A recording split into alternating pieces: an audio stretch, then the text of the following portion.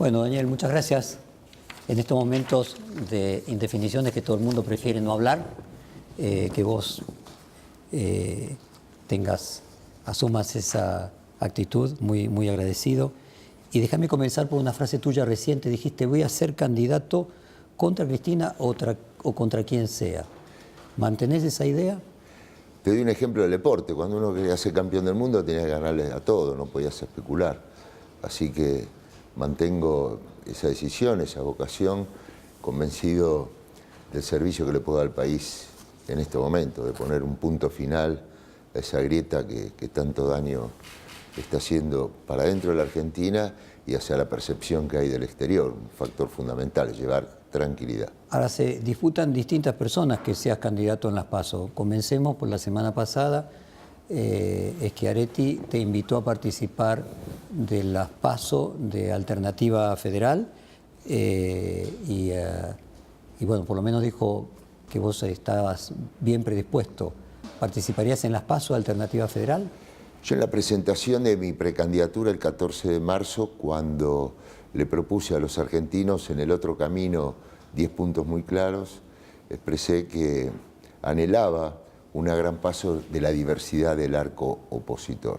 Evidentemente hemos llegado a un escenario donde no se ve posible, por los espacios, ya sea la decisión que ha tomado el doctor Lavagna, lo de Alternativa Federal en los últimos días, y también dentro de lo que es Unidad Ciudadana y una parte del Partido Justicialista. Por lo tanto, están abiertas todas las posibilidades. Cualquiera de las tres. Llegado el momento veré de qué lugar, porque inclusive fíjate que no están definidos ni los nombres de los frentes ni las reglas de juego interna. Faltan todavía más de 20 días para la inscripción de las candidaturas. Sí, pero para la inscripción de los frentes es poquito. El 12. Bueno, cada frente se inscribirá. El Partido Justicialista va con un frente donde le integran varios partidos que han integrado Unidad Ciudadana y otros también. Y en la Alternativa Federal está terminando por configurarse. Pero más que nada es dónde se puedan encontrar los puntos de coincidencia en cómo se sale de esto. Si bien yo en el año 2015 advertí en aquel histórico debate lo que iba a ocurrir y me mantuve coherentemente en un opositor constructivo, respetuoso. Ahora cuando las cosas andan mal sabemos que es mucho más cómodo para hacer cola para pegarle a Macri y ser opositor, pero por sobre eso prevalece mi sentido de la responsabilidad frente a la Argentina que necesita puntos de encuentro, acuerdos, buenos pactos. En ese sentido, Schiaretti es un primus inter pares de los gobernadores justicialistas, o sea, ¿le corresponde a él el rol de generar algún grado de cohesión dentro del peronismo o no? A ver, él mismo ha dicho que no es el macho alfa de Alternativa Federal, pero también tiene una autoridad por su militancia, por el triunfo contundente en la provincia de Córdoba, por haber sido uno de los protagonistas de las bases fundacionales de Alternativa Federal y el espíritu que tiene Alternativa Federal, hacerse eco de mucha gente que no quiere ninguno de los extremos, que anhela un peronismo democrático, republicano, del centro, de la moderación, del diálogo, del consenso, valores con lo que yo no puedo negar que me siento identificado, obviamente, y mi carrera política y mi vida hasta es testimonio de eso.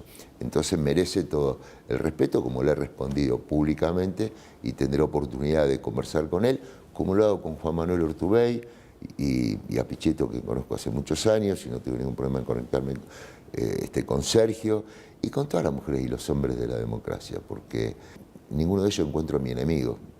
Mi enemigo es el ajuste. A ver, vayamos parte por parte. ¿Hay en Córdoba un peronismo especial, sui generis, así como tiene el humor, como tiene la música? ¿Tiene Córdoba un peronismo singular, diferente de los demás? Más que el peronismo de Córdoba, el pueblo de Córdoba. Es muy exigente y hay que comprender también cuando el pueblo cordobés se expresó en contra a mi candidatura. A mí me gusta jugar al ajedrez, viste, Jorge, en los ratos libres. Y uno de los valores que tiene el ajedrez es que podés revivir la partida y tener un pensamiento autocrítico, en qué me equivoqué, en qué jugó bien el otro. Hacer contrafáctica, como en la política. Exactamente. Y eso es muy bueno y se necesita más en la política argentina que los espíritus de autocrítica. Y yo entiendo al pueblo cordobés que en aquella oportunidad, por los grandes encuentros, te diría hasta hostilidad que hubo por parte del entonces Gobierno Nacional y la administración de la Sota. Recuerdo el conflicto con la policía, recuerdo el tema pendiente con la caja previsional. Entonces eso llegó a la gente y la gente cuando tuvo la oportunidad, evidentemente, si bien votó al gobernador peronista, pero se buscó tomar distancia y le dio la oportunidad. O sea, fue el lugar donde Macri sacó más votos, sí, y proporcionalmente vos menos. Así es, que fue determinante en gran parte en el balotaje. Por eso, ¿qué aprendí yo en uno de los libros que me recomendó el Papa Francisco? La teoría de la aproximación indirecta. Tenés que acercarte a lo que tenés lejos y ponerte en lugar del otro y entenderlo. Y una de las cosas que más hice, no solamente acercarme a Schiaretti, sino también en distintas visitas que hice a Córdoba. ¿Tu relación con De la Sota, en lo personal, era distinta a la relación que De la Sota tenía con el gobierno nacional en ese momento? Mi relación era muy buena. Nos veíamos frecuentemente, porque era un hombre que uno disfrutaba escuchar, especialmente en la última etapa de su vida, su vocación de construir puentes, su innovación en la gestión, su experiencia también internacional, particularmente con Brasil. ¿Y con Schiaretti tenés una relación parecida? Sí, muy buena.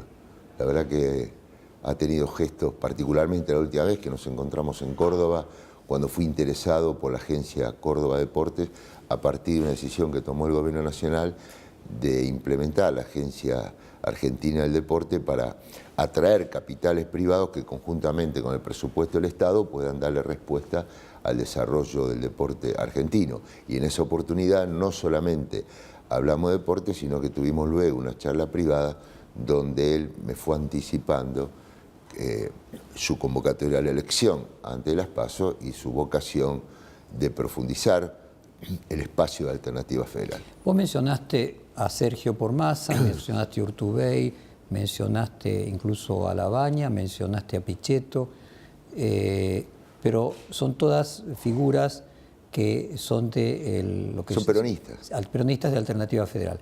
Paralelamente, José Luis Gioja, la semana pasada dijo que habló con vos, y voy a leer textualmente, que le confirmaste que vas a disputar las PASO dentro del frente que integre el Partido Justicialista como columna vertebral. Gioja asume que eso es el justicialismo junto con Unión Ciudadana y que vos irías a unas PASO con la fórmula Fernández-Fernández. ¿Vos entendés lo mismo? Yo sé que es su deseo de bregar y batallar por la unidad del peronismo y desear que todos estén adentro, inclusive los que participan en la Alternativa Federal, pero a esta altura evidentemente no es posible. Es su deseo, es su vocación como presidente. Que también sería tu deseo, pero es un oxímoron, ¿no? Y no es posible. Y en esa disyuntiva, entonces, ¿en cuál de las dos participarías? Hay 20 días para definir. ¿De dónde pienso yo que más puedo ayudar al país y hacerme eco? Porque lo importante es eso, de lo que escucho en mi mejor oficina, que es la calle. Que la gente cuando hoy en día, desde que entré a la editorial, vecinos acá me saludaban y preocupados por los aumentos de la luz, preocupados porque no le alcanza el sueldo por la inflación, y no me están preguntando en qué espacio voy a participar. Yo entiendo las ansiedades políticas, los tiempos y las ansiedades también de los medios de comunicación, pero hay una ansiedad superior que es la gente, que no puede esperar hasta el 10 de diciembre. Ya tenemos que buscar la manera de empezar a descomprimir y mejorar esto. Por eso siempre estuve abierto al diálogo. Algunos se ruborizaban, uy, fue a la Casa Rosada. Perdón, yo los encuentros que tengo no los hago a escondidas, o lo hago de cara a la sociedad y coherentemente con lo que ha sido mi posición siempre. Entonces, defender otro camino. Saquemos las candidaturas y los nombres propios y tratemos de entrar ahora a comprender desde otra perspectiva, que es, ¿qué diferencia hay entre Alternativa Federal y el kirchnerismo?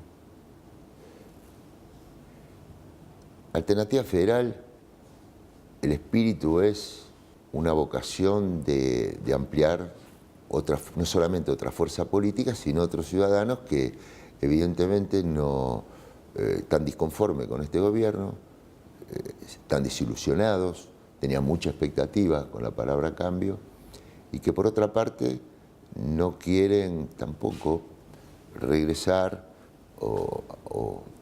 al recuerdo que tienen del kirchnerismo, digamos. Entonces, en ese contexto, como los éxitos del pasado no garantizan los éxitos del futuro, una vez me acuerdo, el expresidente Lagos en Chile dio una conferencia y me quedó esa frase, ¿no? Como que siempre hay que mirar para adelante, en el sentido, no pensé, porque una vez le llenaste la heladera, ahora entonces la gente te va a volver a votar. O sea, repetámoslo, los éxitos del pasado no garantizan los éxitos del futuro. No, porque el mundo cambió. ¿Vos estás identificado con esa frase de Lagos? Absolutamente. Entonces, ese es el espíritu. Ahora, al andar también se fueron generando diferencias internas, notables, públicas. Entonces la gente ahí, porque los acuerdos, las alianzas para una elección, que después no se ven como algo sólido, la gente está muy sensibilizada. Pasó en su momento con la alianza, ahora vemos las discusiones internas que hay dentro del espacio Cambiemos. Entonces, y siento que lo que el país necesita, grandes acuerdos nacionales. O sea, mirá, ayer estuve visitando la Daya y a mí me impactó la homilía de Poli el último 25 de mayo, convocando al diálogo, al acercamiento.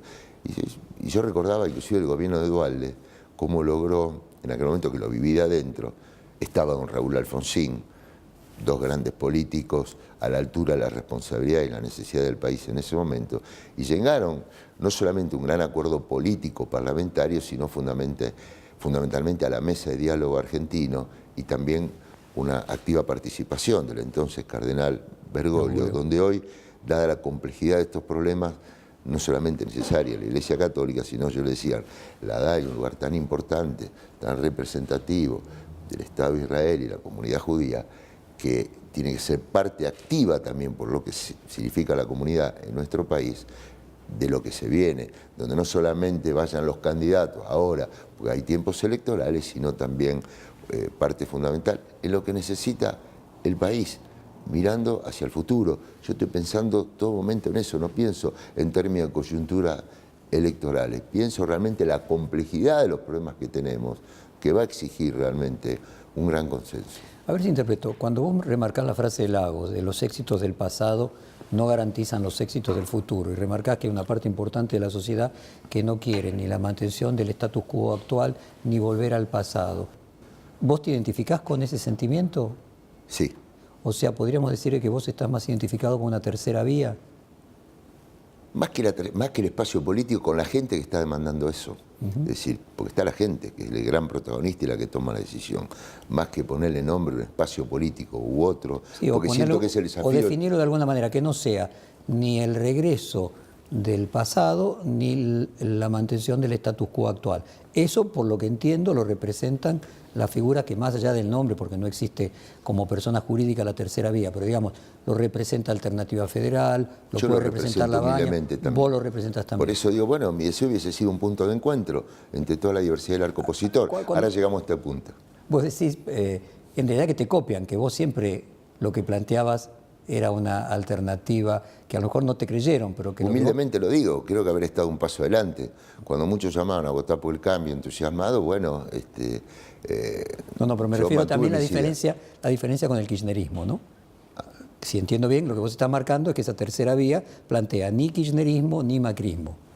Sí, pero bueno, es el desafío que tendrá el kirchnerismo, como vos lo llamás, de actualizarse, de interpretar las nuevas demandas, de entusiasmar a la sociedad y generar un sentimiento de confianza, no de revanchismo, sino de grandeza y de comprensión. La gente, cuando vos decís que está confundido, cuando ve las tensiones y se confunde, pareciera muy difícil colocar dentro del mismo partido a Menem y al kirchnerismo, ¿no? Pareciera como que el peronismo en los 90, muy vulgarmente, fue hacia la derecha y al comienzo del siglo XXI fue hacia la izquierda. Vos en particular sos una persona que transitaste ambos ciclos políticos dentro del peronismo.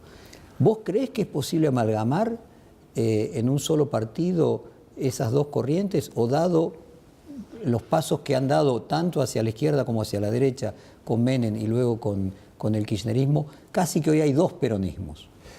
Bueno, fíjate los fenómenos que se están dando en el mundo, donde de repente aparecen individualidades que interpretan las demandas sociales, sin ir más lejos lo que pasó en Brasil, sin emerger de una estructura política tradicional, el propio Trump en Estados Unidos, y ahí hay que estar atento, ¿no es cierto? Porque evidentemente la crisis de Argentina afectó la base de sustentación de la democracia, que deberían ser el fortalecimiento de los partidos políticos. Te lo pongo de otra manera. Las diferencias que hoy existen entre el kirchnerismo y Alternativa Federal son diferencias basadas en las diferencias personales que han tenido dirigentes de uno y otro sector, y por lo tanto son coyunturales y dependen de la biología de estas personas, que todas son finitas, o son diferencias de ideas más profundas y que van a perdurar, y que por lo tanto lo que vemos es que un partido como el peronismo, que parafraseando a Perón, peronistas eran todos, era tan grande que finalmente se construyen dos peronismos. Yo creo que gran parte han sido temas personales, porque que Argentina necesita crecer, estamos de acuerdo todos. De hecho, esta madurez que se ha dado, en la cual todos los espacios políticos y todos los precandidatos estamos hablando de la necesidad de dar certidumbre y seguridad jurídica, estamos hablando de la necesidad de decir que vamos a honrar nuestras deudas, evidentemente esto generó que los mercados, por el bien de la Argentina, se hayan estabilizado y salió un poco de la agenda la locura, el crecimiento del riesgo país o el dólar que estaba todo el día en la tapa de los diarios. O sea, por lo que entiendo, vos creés que hay más posibilidades de que el peronismo se pueda unir en el futuro de que haya dos partidos separados. Se debe unir con un espíritu frentista, y creo que esta elección va a marcar ese rumbo de cara al futuro. Porque ese gran desafío que tienen los partidos políticos le ha ocurrido también al radicalismo. Pues que va a marcar porque al ir dividido corre riesgo de perder. Y al ir dividido, sí. Acá lo importante es que gane la Argentina, no que gane el peronismo, pierda. A ver, yo siento en definitiva que en el 2015, bueno, es la gente la que está perdiendo con aquel resultado. No lo pongo una derrota en términos personales. Yo fui la cara visible, pero siento que los pobres son cada vez más pobres, la clase media se ha hundido, y se decía que el gobierno gobernaba para los ricos, ni siquiera tampoco eso ahora, porque las empresas valen menos y porque las grandes empresas multinacionales también están perdiendo mucho dinero, automotrices, alimentarias. Entonces, ¿qué es lo que se trata? Reconstruir el tejido social, y no puede ser un país como el nuestro, que tiene en este momento el 50% de la capacidad industrial desocupada. Ahora, esto no es un fenómeno extraterrestre, Jorge, que haya llegado la inflación, que se haya duplicado. Es el fruto de las decisiones de un mal plan económico mal aplicado, porque si vos devaluás el 400%, aumentás las tarifas al 3000%, elevás la tasa integral al 73%, no le hablo al periodista, le hablo al empresario, explícame cómo se hace para mantener una estabilidad en la economía. Entonces, evidentemente, esto es lo que hay que, el gran desafío que tenemos. ¿Vos crees que había responsabilidades de la herencia en estas consecuencias que vos estás marcando, las tarifas y la devaluación, de que en realidad el gobierno anterior le entrega al actual gobierno ya las tarifas atrasadas y ya el dólar atrasado, aunque sea parcialmente, o es total responsabilidad de este gobierno? No, había asignaturas pendientes y había una manera distinta de resolverlos. Entre dejar las tarifas congeladas y aumentarlas un 3000%, había una manera de hacerlo, como dice el fallo de la Corte, de manera razonable, segmentada. Yo tengo autoridad para hablar del tema porque en el año 2003, cuando nadie hablaba de este tema, yo tuve aquella famosa discusión con Néstor, ¿no es cierto?, cuando me hice eco de lo que veía que iba a ser de difícil sustentabilidad el sistema eléctrico si no había un ciclo virtuoso de inversiones y que no podía depender exclusivamente del tema subsidios. Los subsidios había que desandarlos, ese era uno de los temas pendientes. Los fondos buitres había que terminar de solucionar el tema, pero había otra manera, primero engrosar las reservas.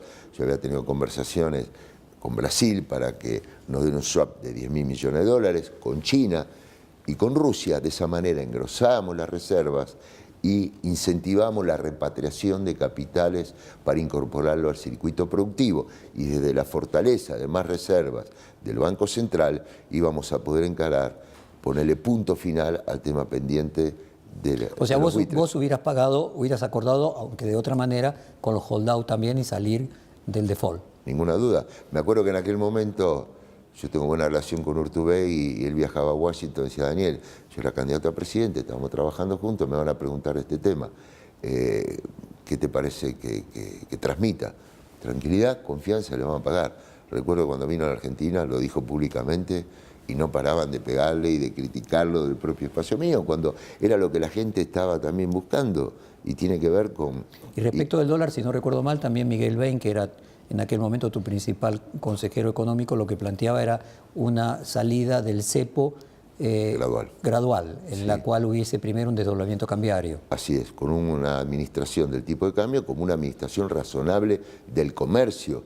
Bueno, entre una economía cerrada y una economía abierta ingenuamente al mundo, que no ocurre en ningún país, vos tenés también alternativas para darle protección a la industria nacional, que empezaba a ponerse en funcionamiento y venía la segunda etapa de la reindustrialización de la mano de la ciencia, la tecnología y la educación vinculada al mundo de trabajo, para no depender de los vaivenes de los precios internacionales de la soja. En este momento, ¿qué necesitamos? Exportar cada vez más y atraer inversiones productivas para que ingresen dólares genuinos. Cuanto más nos sigan prestando, más nos van a hundir. Y lo que tenemos que buscar, reestructurar la deuda con el fondo y ese programa económico para bajar drásticamente el riesgo país y podamos tener nuevamente acceso a los capitales para orientarlos a la expansión y a la agenda del desarrollo. Este es el otro camino que yo propongo frente al único camino que insiste el gobierno. Que no es diferente al que propone Labaña, por ejemplo. ¿Tiene punto de coincidencia? Scioli hace lo mismo que Massa. Dice que puede competir en las PASO tanto en Alternativa Federal como en el peronismo no alineado con el kirchnerismo. Y aunque solo tendría 3% de los votos, mucho menos que Massa, hace valer ese 3%, que puede ser definitorio, sumado o restado en las PASO al espacio de Unión Ciudadana, para que Cambiemos pierda por poco en las PASO. Daniel, quiero concluir el tema del peronismo y los partidos para pasar luego a las personas. Vos usaste la palabra de que el kirchnerismo se tendría que modernizar.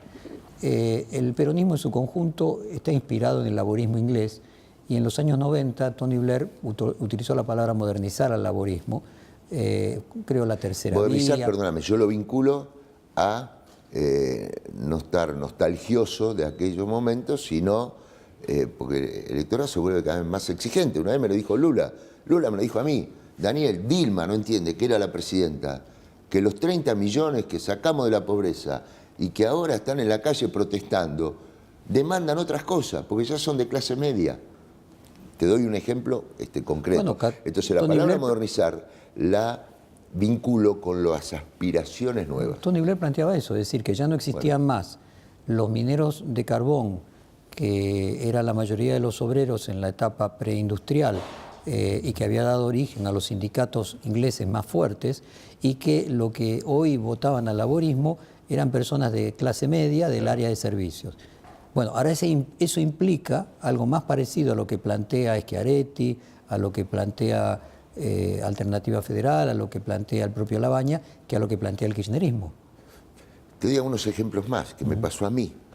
Vos sabrás que yo había creado las policías locales. Y bueno, era natural, jóvenes con vocación de servicio, que ahora tenían un empleo y que acompañen mi candidatura. Bueno, el 70% no la acompañó, el 80%. ¿Por qué? Porque, bueno, le habían prometido que iba a ganar igual que la metropolitana. Te puedo decir las jubilaciones de personas del servicio doméstico, que vos decís, habían logrado la jubilación. Y sin embargo, votaron por el cambio. Hoy seguramente están muy arrepentidos. ¿Qué te quiero decir? Bueno, a partir que habían incorporado la jubilación, a partir que tenían trabajo, tenían otras aspiraciones también.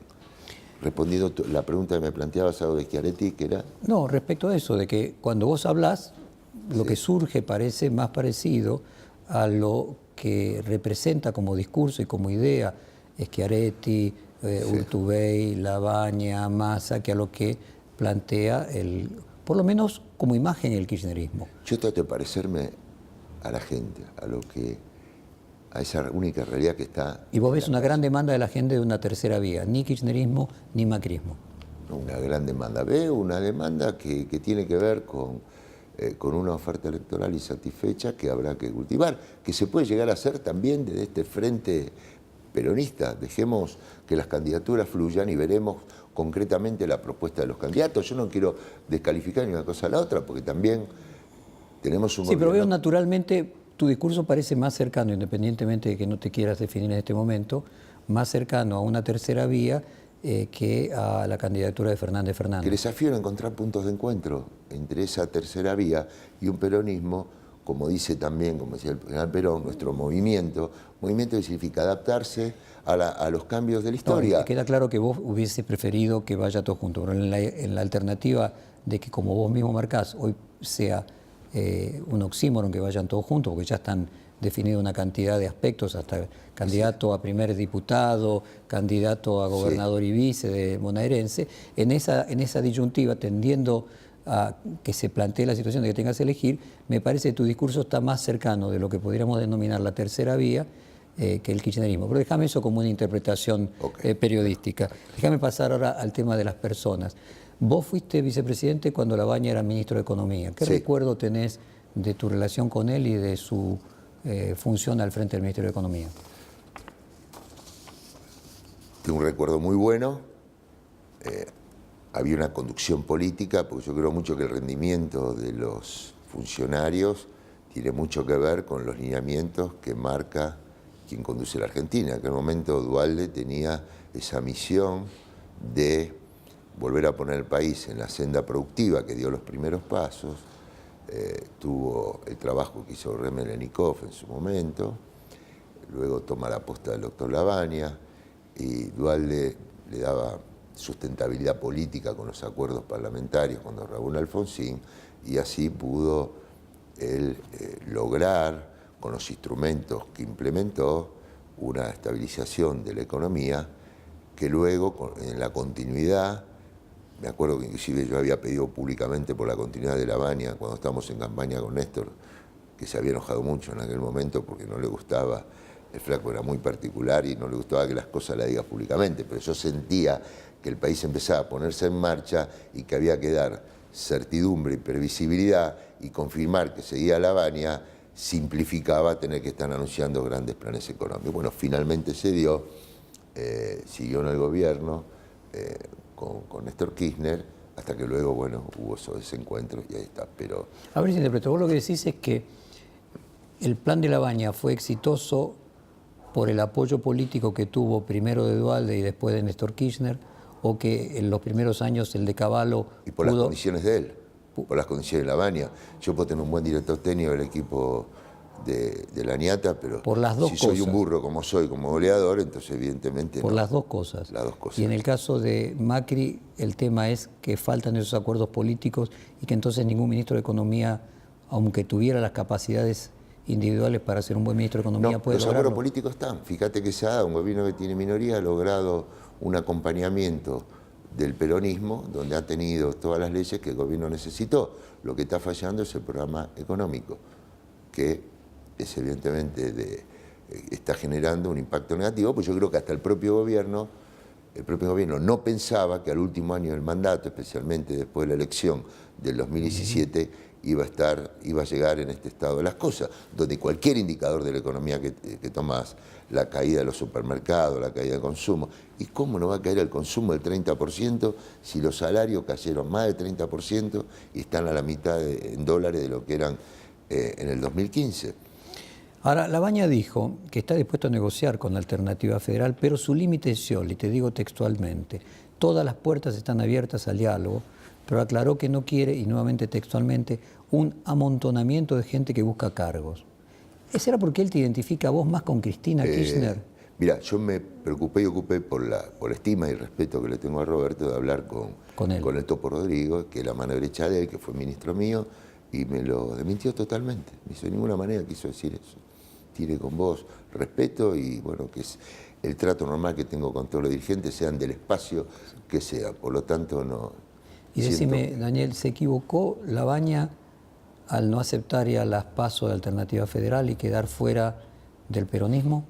El tiempo dirá, la gente decidirá, él tomó una decisión y no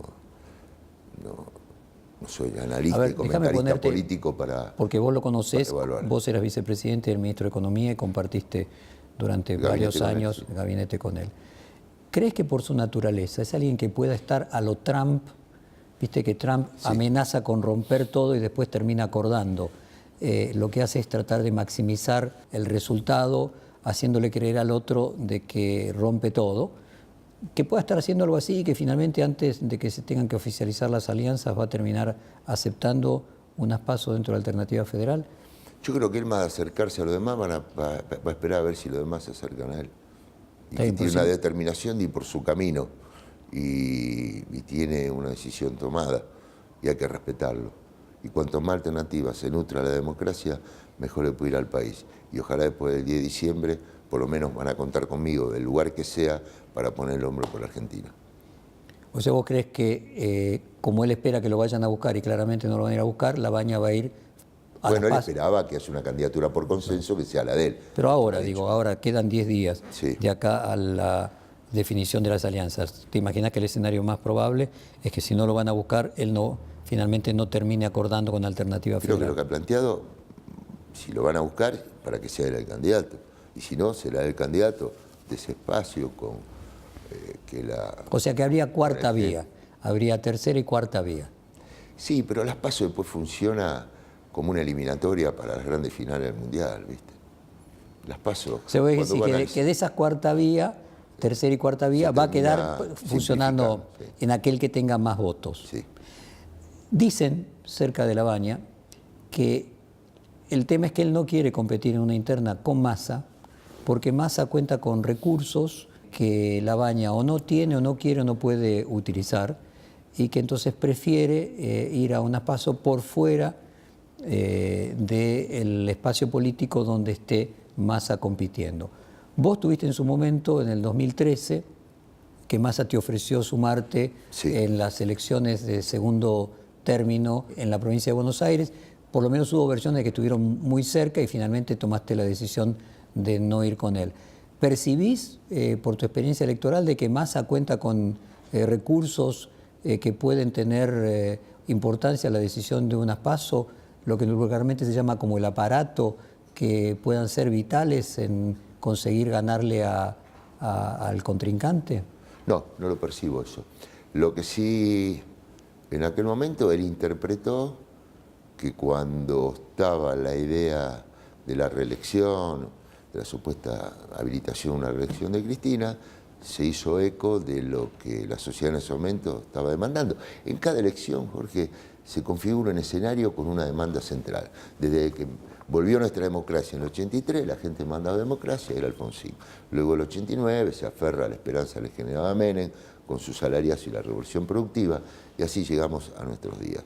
Creo que en este momento la demanda pasa por ahí, él interpretó, como fue de Narváez. En el 2013 decís que lo interpretó, y hoy 2013, la demanda pasaría por... Ahora vemos la demanda. Te quiero responder a tu pregunta. Viste, siempre me criticaban que no respondo, porque te quiero responder a todo.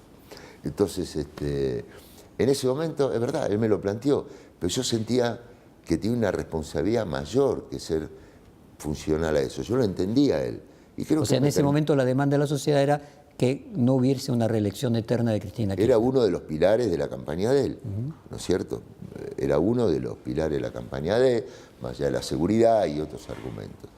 Pero yo tenía una responsabilidad muy grande, que era conducir una provincia con 18 millones de habitantes. Entonces ahí te demuestro una vez más que primero pienso en el país, porque los conflictos y los desencuentros entre los entonces presidentes y gobernadores le generaron graves consecuencias para el país. Entonces yo no podía pensar egoístamente en un triunfo personal o a corto plazo si después tenía que seguir gobernando la provincia. ¿En qué condiciones? Cuando uno que formaba parte, digamos, con los intendentes y con los cuerpos legislativos de un gobierno de la provincia de Buenos Aires que estaba buscando trabajar en forma complementaria con el gobierno nacional. Entonces, por eso, en ese momento, yo lo entendía a él y creo que él me tiene que entender a mí. Fue esa decisión, porque él estaba en otra posición. Y hoy la demanda podría ser crear una alternativa a la grieta, a tanto Cristina Kirchner como Macri. ¿Esa es la demanda de la sociedad? La demanda de fondo es que haya un gran acuerdo. La demanda de fondo es que haya política de Estado. La demanda de fondo es transitemos otro camino, que recuperemos el empleo. Es decir, eso es, venga el gobierno que venga, me toque a mí, por la elección de Macri, Alberto Fernández, o Alternativa Federal, la complejidad de los problemas que hay por delante va a exigir grandes acuerdos nacionales. Ahora, es otra forma de decir que finalmente la sociedad lo que está pidiendo es que si la polarización hace que ambos extremos se vayan tanto hacia los extremos que no puedan acordar, que aparezca una alternativa síntesis de estas dos. Podría ser lo mismo de lo que estamos hablando. Sí, pero yo creo que hay que ver si le da para llegar a un eventual balotaje. Entonces lo que va a ser seguramente una de los dos grandes espacios políticos que lleguen al balotaje, acordar con el tercero. Un gobierno de unidad nacional. Que la función de la tercera vía es crear un suficiente campo político para luego darle gobernabilidad a quien gane en un gran acuerdo nacional que no implica que sean todos, sino que sean 2 de 3. De hecho, hoy se la están dando, ¿no? Pues lo que estamos diciendo, a ver, es para explicarlo a la audiencia y sintetizarlo. Si los dos grandes polos no se pueden poner de acuerdo porque la distancia entre ellos es lo suficientemente grande como para que no haya acercamiento, la necesidad de la aparición de un tercero para que ese tercero pueda ser elemento de unión de aquellos de los dos polos que ganen. Ese sería el planteo. Sí. Muy bien. Otra de las expectativas que tenía Labaña, expectativas o sospechas... Va a tener que venir un gobierno distinto en el país. Va a tener que venir... No, yo creo que el gobierno que viene no va a ser ni macrista, ni kirchnerista, ni alternativa federal. Va a tener un gobierno amplio, participativo, integrador. Es muy complejo el desafío de volver a poner en marcha en plenitud el aparato productivo, de dar certidumbre y confianza para que vengan inversiones, de decirle a los organismos internacionales, miren, no vamos a romper el alma, vamos a poner a Argentina en la senda de crecimiento para poder pagar. La gente va a querer ver para creer. Yo me estaba refiriendo cuál era el cómo, tratando de, vos decís, en cada etapa hay una demanda. Sí. Bueno, el cómo, ¿qué se le pide a la tercera vía? Lo que se le pide a la tercera vía es que sea la posibilidad de unir a alguna parte de los polos que hoy parecen que no pueden juntarse. Sí. Esa sería la demanda de la sociedad, la creación de la tercera vía, ¿no? Entonces, siguiendo con este análisis, una de las hipótesis que cerca de Labaña se manejaba es que finalmente Sergio Massa se fuera con el kirchnerismo, en cuyo caso le dejara a Labaña alternativa federal y los gobernadores que no quieran ir con el kirchnerismo, para él sin necesidad de competir con Sergio Massa. El hecho de que el kirchnerismo ya haya creado la fórmula a presidente y vicepresidente, la de gobernador bonaerense y vicegobernador, hasta la del primer diputado con Solá, ¿crees que le cierra todas las puertas a Massa de volver al kirchnerismo y competir dentro del kirchnerismo? No conozco si hay conversaciones. No, independientemente que las haya, en el terreno conjetural, ¿tendría algo? Porque si ya están todas las candidaturas definidas, ¿tendría algo? Pareciera que los espacios están ya definidos. Cristina cuenta en su libro que vos en el 2015 le ofreciste ser candidata a primera diputada, lo que le ofreció Cristina a Solá en la provincia de Buenos Aires, y que vos lo que planteabas era que con su candidatura a primera diputada iba a potenciar la cantidad de votos que ibas a tener vos. Ella en su libro cuenta que quizás se equivocó, porque si hubiera hecho eso, por ahí hubiera aportado el pequeño porcentaje que faltaba para que vos le ganaras a Macri. En retrospectiva, ¿crees que ahí hubo un error, que si yo hubiera aceptado ser candidata a primera diputada, hubiera sido lo que faltaba para ganarle a Macri? Yo creo que hubo otros errores más importantes que ese. Esa anécdota, como ella la cuenta, es tal cual. Fue así. Lo mío tuvo que ver con lo político y con un planteo también de caballerosidad personal y de amplitud, como es mi forma de trabajar. Ahora, siento que después cuando uno revé, volviendo al ajedrez, que haces el contrafáctico, hacer la partida, evidentemente había una demanda de cambio que teníamos que haber interpretado, y yo seguramente puse mucho esfuerzo en advertir lo que iba a pasar, que lamentablemente para el país y las consecuencias que estamos viendo está ocurriendo. Hubiese preferido equivocarme, pero ya en esta campaña no lo tengo que hacer, porque ya la gente lo vio. ¿Qué es lo que tengo que explicar? ¿Cómo se sale de esto? ¿Cuál es el otro camino? Ella comenta en el libro de que en ese momento ella no tenía intenciones de tener fueros, quería mostrar que no presentaba una candidatura para diputado para tener fueros. ¿Cambió esa necesidad que luego, a partir de las elecciones siguientes, en el 2017, fue a la búsqueda de esos fueros? ¿Sentís que ella en su momento no tenía idea de los problemas jurídicos que iba a enfrentar? ni fue tema de conversación en ese momento, o no tuvo nada que ver con el tema de los fueros, esa charla del 2015. Siento que la dinámica electoral y la exigencia y el pedido de los intendentes de la provincia de Buenos Aires la llevó ella a una candidatura en el 2017, porque era la candidata más competitiva, la que podía garantizar. Ahora, Daniel, si ella no hubiera sido candidata en el 2017, hoy estaría presa. Bueno, es contrafáctico, eso es lo que vos decís. No, por eso no digo, puede. bueno, pero bueno, más allá de que los intendentes se lo pidieran... También, ella fue, como me parece, tomó una decisión, como tomó ahora, y de vicepresidenta Alberto Fernández. Cuando te nombra a vos y te elige como su candidato a sucederla, ¿en algún momento te mencionó preocupación por las eventuales causas judiciales que podían...? Nunca fue tema de conversación. Nunca, te doy mi palabra, nunca. ¿Cómo interpretar las declaraciones de Alberto Fernández diciendo de que en el caso de que él acceda a la presidencia va a haber que revisar las actuaciones de los jueces de Comodoro Pi en las causas que tuvieron y que tienen a Cristina Kirchner como investigada? Yo espero que hacia la madurez, la normalidad del país y el fortalecimiento institucional que necesita la Argentina, dejemos atrás la judicialización de la política, la politización de la justicia, y que realmente la plenitud del funcionamiento de cada uno de los poderes, la responsabilidad del Ejecutivo y la responsabilidad de la oposición sean los factores fundamentales de convivencia.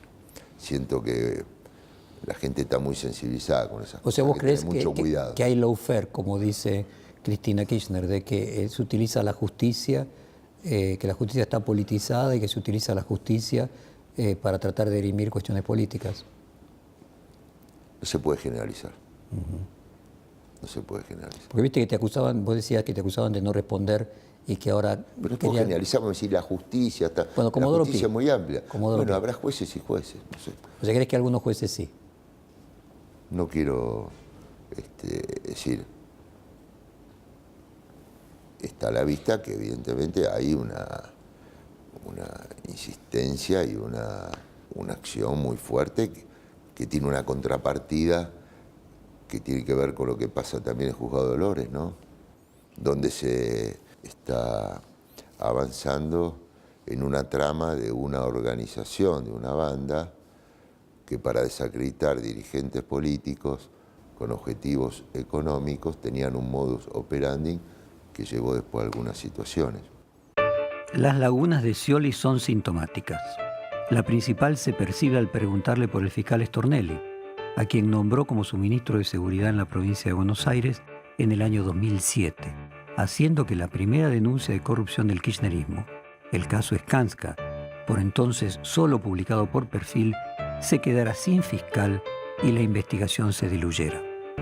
Daniel, el fiscal Carlos Stornelli fue tu ministro de Seguridad entre 2007 y 2010 y casualmente hoy está acusado de esto que vos estás mencionando, que se tramita en Dolores. El propio juez Ramos Padilla dijo que él no era el eje de la investigación. Bueno. Lo dijo hace pocas horas nomás. Es decir, lo que está en cuestionamiento, de acuerdo al fallo, es una banda de estos 4 tipos que, movilizado desde el punto de vista económico y para desacreditar a dirigentes políticos, con la participación de legisladores y algunos periodistas, tenían este modus operandi. Esto es lo que está en investigación. Después, el rol de los fiscales, de los jueces. Yo digo lo que dice aparentemente esta primera parte de la investigación. Ok, pero tu opinión de Stornelli, que fue tu ministro de Seguridad, viendo hoy su accionar en estas causas que tienen casualmente a Cristina Kirchner como foco principal, ¿cuál es tu opinión de él? ¿Cuál es tu opinión de él viéndolo actuar como fiscal? ¿Cuál es tu opinión de él cuando fue ministro de...? El trabajo que ha hecho durante mi gobierno ha sido impecable. Y de hecho he mantenido una buena relación personal. ¿La seguís manteniendo? Sí. En diciembre de 2007, cuando vos asumiste,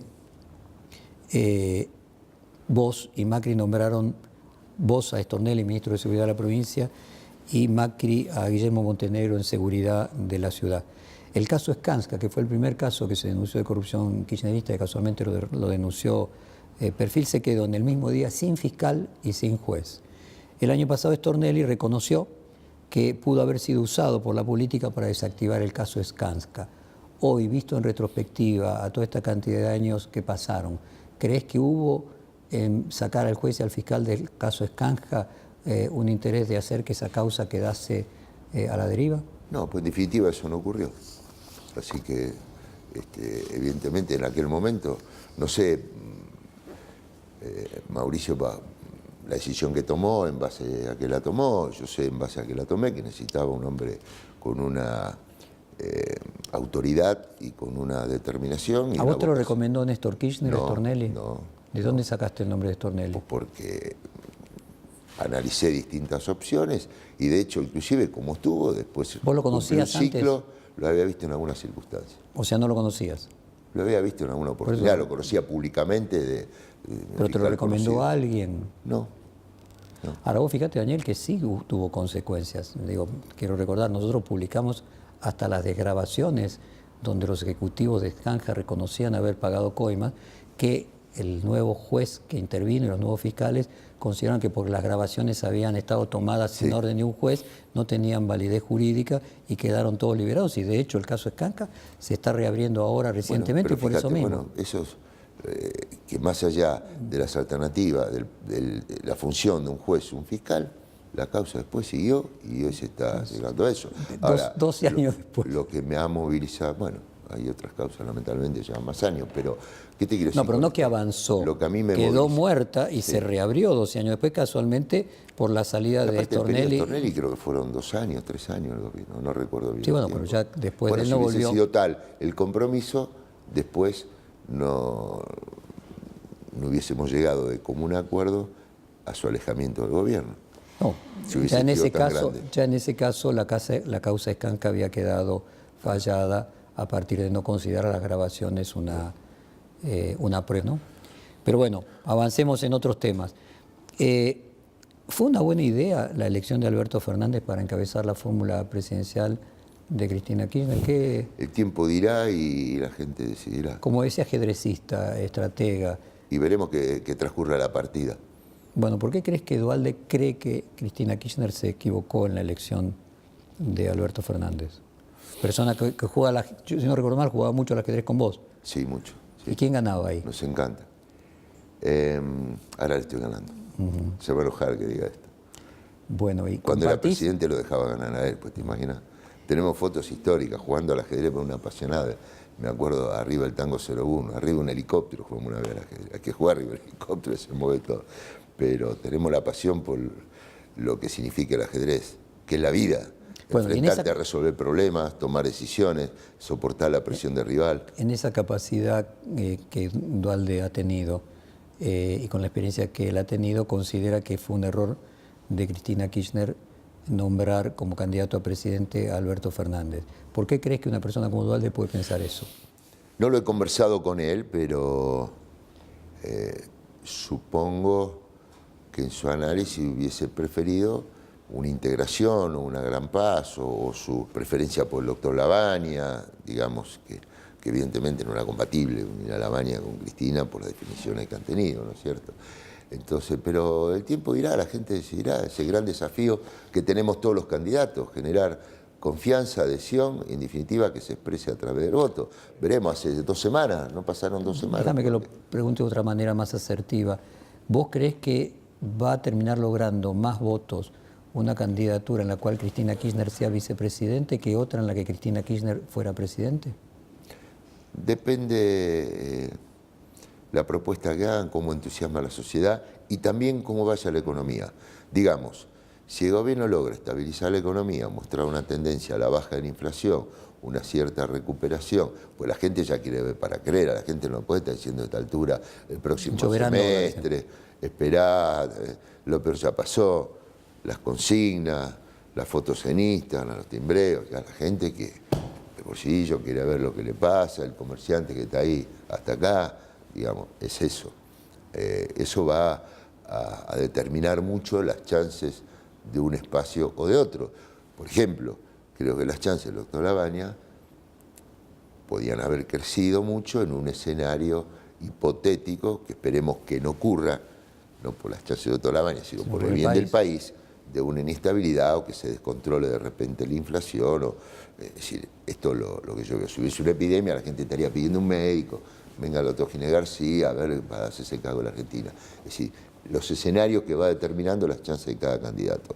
Creo que eso, creo que el gobierno tiene las herramientas y creo que hay un gran apoyo geopolítico, particularmente de los Estados Unidos, de... Que Argentina, su economía no se salga de curso. Exactamente. Y ahora, que, vos empezaste a decir... que no haya un cambio político. Marcaste con claridad que... O si hay un cambio político que respete los acuerdos. Vos marcaste claramente que sí, la economía se desmadrara, las chances del doctor Labaña aumentarían. Ahora, la pregunta venía entre comparar las posibilidades de más cantidad de votos entre una fórmula de Alberto Fernández, Cristina Kirchner, en ese orden, o de Cristina Kirchner y cualquier otra persona de vice. ¿Qué relación ves con la economía? Es decir, ¿vos crees que si la economía se estabiliza, que la encabezara la fórmula Alberto Fernández podría ser más provechoso para conseguir votos y que Cristina Kirchner encabezando la fórmula sería más provechosa si la economía está mal? ¿O cuál es ¿Por qué te llevó a pensar en el tema de la economía cuando hice esta pregunta? Por las chances de los distintos espacios políticos. Si la gente ve que el esfuerzo valió la pena, que siente que no quiere volver a aprobar, por otro lado, bueno, el gobierno puede tener su continuidad. ¿Qué chances le asignás a eso? A que la economía, porque decías recién que había un enorme compromiso internacional para que no haya un cambio de gobierno. Sí, el problema es que la gente fue perdiendo expectativa y confianza. Hay gente que ya dice, bueno, ya está, viste, como diciendo, no quiere hacer más nada. Entonces ese voto desencantado hay que ver cómo juega, que es el desafío que tenemos todos los candidatos.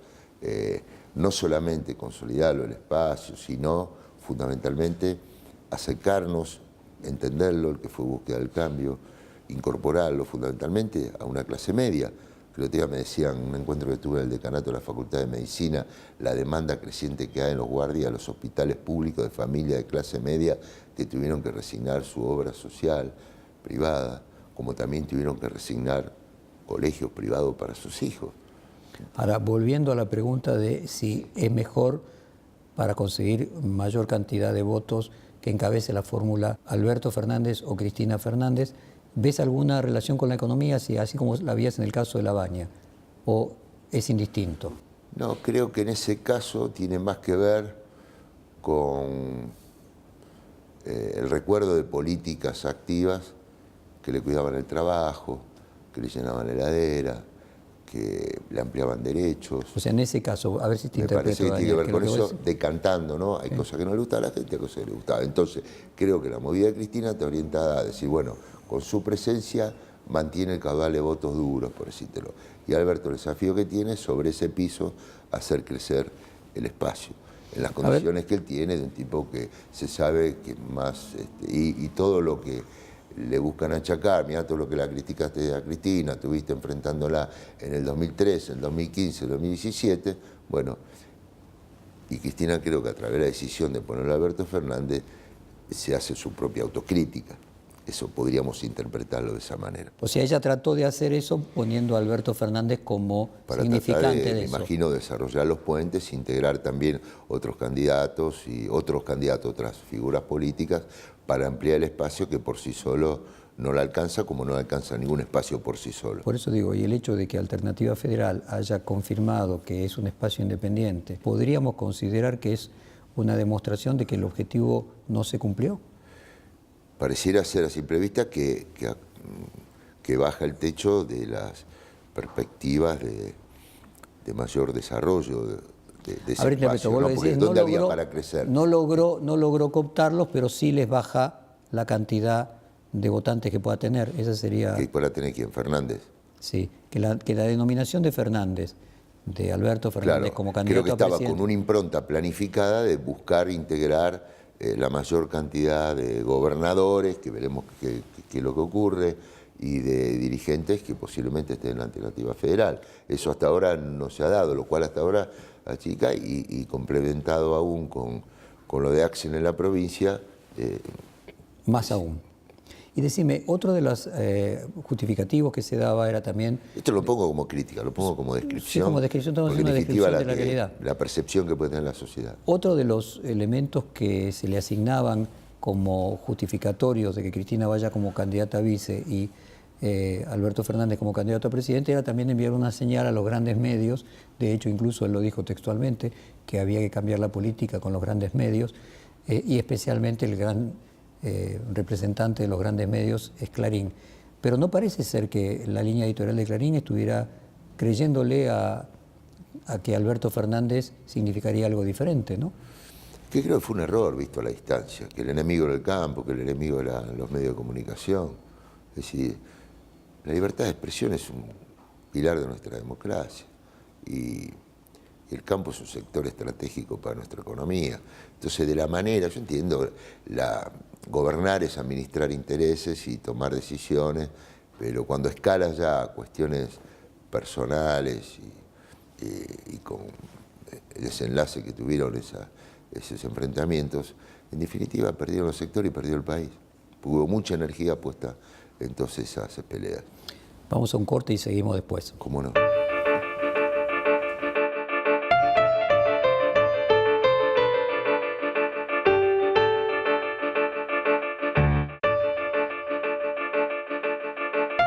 A Scioli Cristina Kirchner le colocó a Zanini de candidato a vicepresidente como comisario político.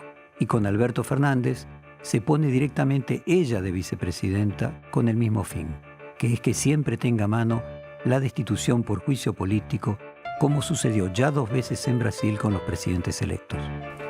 A ver, ¿por qué crees que Cristina Kirchner se ha equivocado en el pasado cuando tuvo que tomar decisiones, por ejemplo, para elegir candidaturas con Cobos en conjunto con Néstor Kirchner, luego con Vudú, con Aníbal Fernández en la provincia de Buenos Aires? ¿Puede una persona ser un buen gobernante, un buen político y paralelamente ser una persona que se equivoca en tomar decisiones que tengan como objetivo exclusivamente la estrategia electoral? Y no se habrá interpretado evidentemente en cada una de las etapas esas las decisiones de que la gente incorporaba nueva demanda, exigía más. Siento que tiene que ver con eso. Aparte, visto a la distancia, era un equipo con Néstor muy de debate interno, de encontrar una síntesis y de complementación en el trabajo político. Y creo que a partir de la muerte de Néstor, en ese sentido... Ahora, ¿no ves que antes cambian, también ¿no? de la muerte de Néstor? Porque... Bueno, lo de Cobos solamente fue antes de la muerte de Néstor. Bueno, y las testimoniales del año 2009 en la que pierden... Fue un error de no interpretar que la Claro, gente ya... pero 2 veces Néstor, quiero decir, no solamente Cristina, ¿no? Con Cobos y con... Sí, ahí fue de Narváez. Con de Narváez, claro.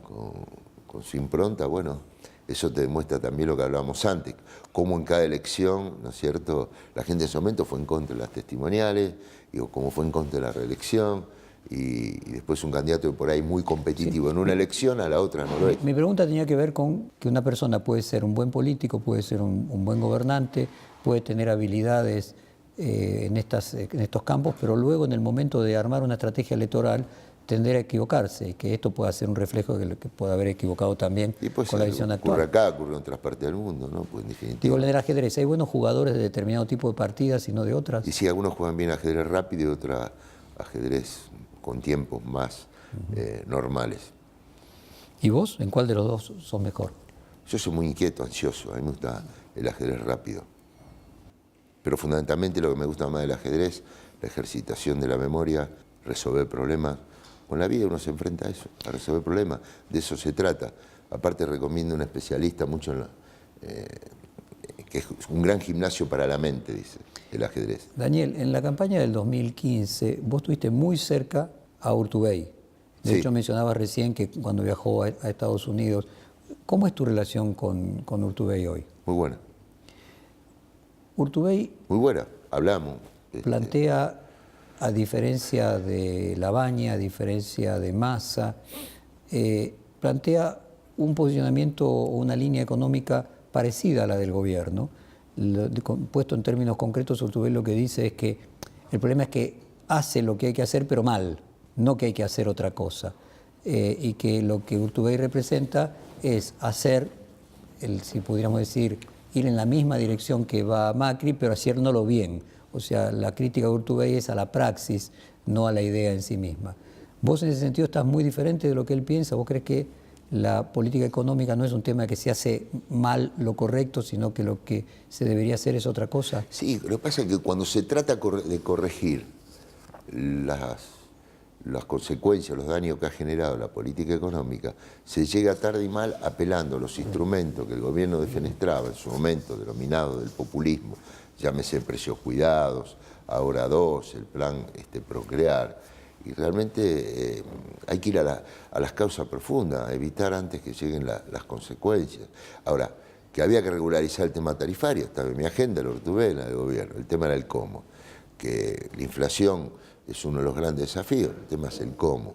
Es decir, un sistema financiero no lo puede usar como herramienta para contener la inflación y contener el dólar. En definitiva, no contener la inflación, no contener el dólar y hacerse un estrago en la economía real. Y como si fuera poco, hoy tenés esa bomba de tiempo nueva, que son los LELIC, que es una emisión encubierta, que es una inflación reprimida, que evidentemente ya se ha expandido a prácticamente lo que es la base monetaria, que es un gran desafío de cara al futuro. Estos son los temas de fondo que estamos estudiando con mi equipo en la agenda de temas a resolver. Entonces, es evidente que hay un problema de...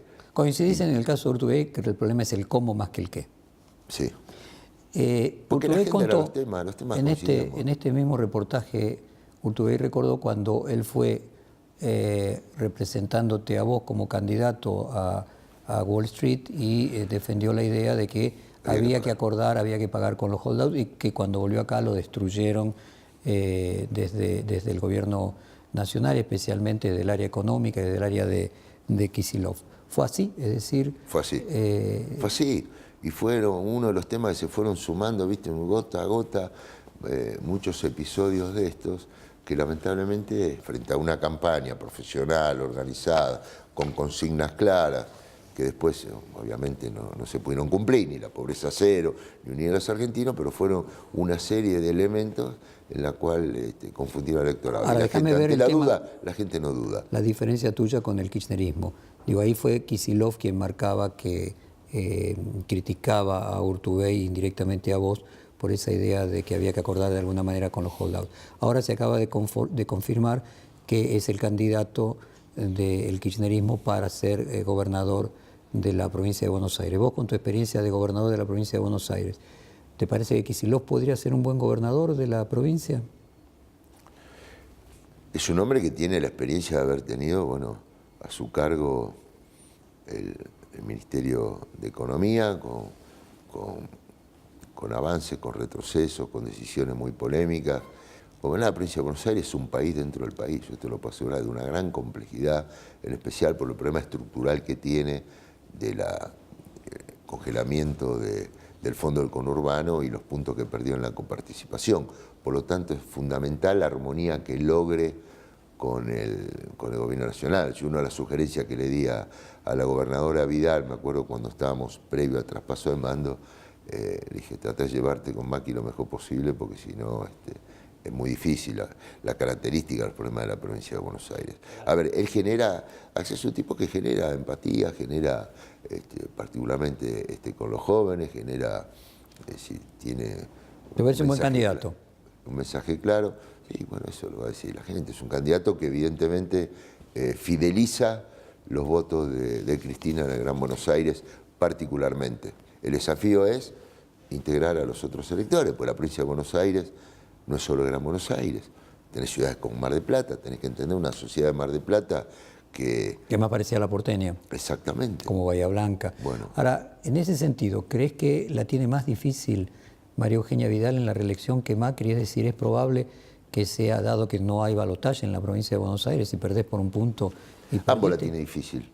Ambos la tienen difícil. ¿No ves que la tenga más difícil ella? No, ambos la tienen difícil. Ambos por la falta de expectativa de la gente, por mucha desilusión, porque hoy tenemos la triste realidad de 2 millones de desocupados, 13 millones de pobres, cualquier indicador de economía en caída libre. Es decir, y esto impacta particularmente en la provincia de Buenos Aires. ¿No ves que puede tener mejor resultado en las elecciones el kirchnerismo en la provincia de Buenos Aires que en el país como un todo? Y dado que en la provincia de Buenos Aires no hay balotaje, lo que pasa es que yo creo que se van a dar una ingeniería electoral de dividir a la oposición también en la provincia de Buenos Aires. A ver, entonces avanzando en ese terreno bonaerense. ¿Sí? Y como no hay balotaje ahí. En Alternativa Federal se mencionó que como candidato a gobernador por ese espacio podría ser Francisco de Narváez. Ahora Francisco Narváez me desmiente que sea así, él no quiere ser candidato. Otra persona que se mencionó fue Tinelli. Tinelli también transmite que no quiere ser candidato. ¿Cuál crees vos que podría terminar siendo el candidato de Alternativa Federal en, No lo sé. en la... Será una decisión que entre ellos tendrán que analizar. Es decir, Francisco siempre es un hombre que ha mostrado una gran vocación política, querrá estar seguro del consenso y en la cancha donde va a jugar. ¿Ves posible que en realidad Alternativa Federal no tenga candidato competitivo en la provincia de Buenos Aires? Es fundamental para las aspiraciones de ese espacio que tenga un candidato competitivo, que no lo va a dar la competencia de uno u otro candidato de la Alternativa Federal, sino que lo va a dar la suma de todos los que participen.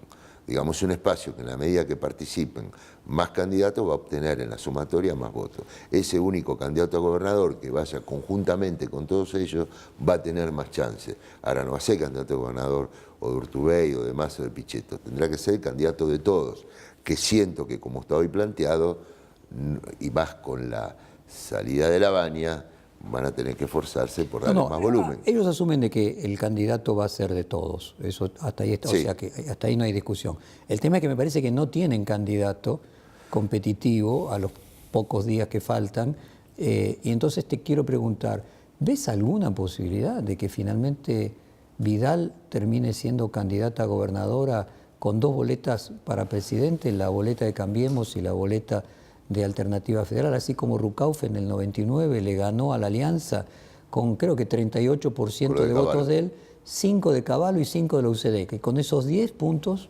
terminó ganándole, en realidad lo de Cavallo estaba junto también con la UCD, le terminó ganando a la Alianza, que había sacado más votos que el peronismo solo. ¿Imaginás una situación así en la provincia de Buenos Aires nuevamente? No, porque creo que Macri no lo permitiría por el hecho de que un pilar fundamental de las aspiraciones reeleccionistas son los votos de la provincia de Buenos Aires. Si encima tiene que compartir los votos de Vidal con otro candidato a presidente, no creo que sea lo que está buscando. Daniel, ¿vos no volverías a ser candidato a gobernador de la provincia de Buenos Aires? No. No.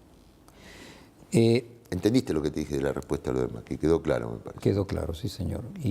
Fue distinto lo de la provincia con Rucav. Una vez lo hablé con Dualde y me dijo, cuando él vio que iba camino a perder la presidencia, fue a verlo Rucav y le dijo que la manera que podían tener de mantener la provincia, Dualde ama la provincia de Buenos Aires, era hacer un acuerdo con el partido de Cavallo. Entonces era Dualde gobernador y abajo de él estaban colgadas distintas listas, entre ellas la del partido de Cavallo. En este caso sería distinto, sería la gobernadora con varios candidatos a presidente. No lo veo, porque Macri necesita los votos. Bueno, no, sí, Cavallo también era candidato a presidente. Sí, pero sea, el partido de Cavallo en la provincia hizo un frente común. Eso fue lo que ocurrió. Ahí va, y bueno, uno podría plantearse lo mismo, en que compiten a nivel de presidente, Cambiemos y Alternativa. No, yo no lo veo por Macri, pero quiero decir que es situación comparable. Ahora, ¿sabés qué es lo interesante de esto que estás contando? Pareciera que Dualde es muy eficaz en sus análisis de la elección de las candidaturas. Ganó y ¿no? Perdió candidatura, él perdió la presidencial también, como ganó, y bueno, pues su nombre tiene experiencia, a mí me gusta hablar con la gente de experiencia.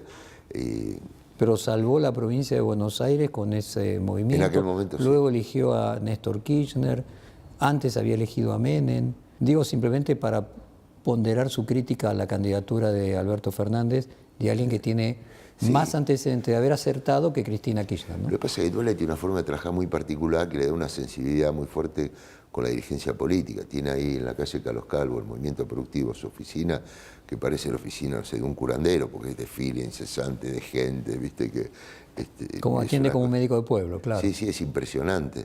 Entonces tiene esta combinación de experiencia, de vocación.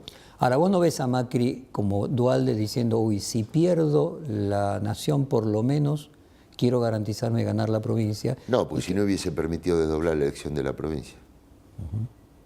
Que Vidal convoque antes, aseguraba la provincia, y no lo hizo.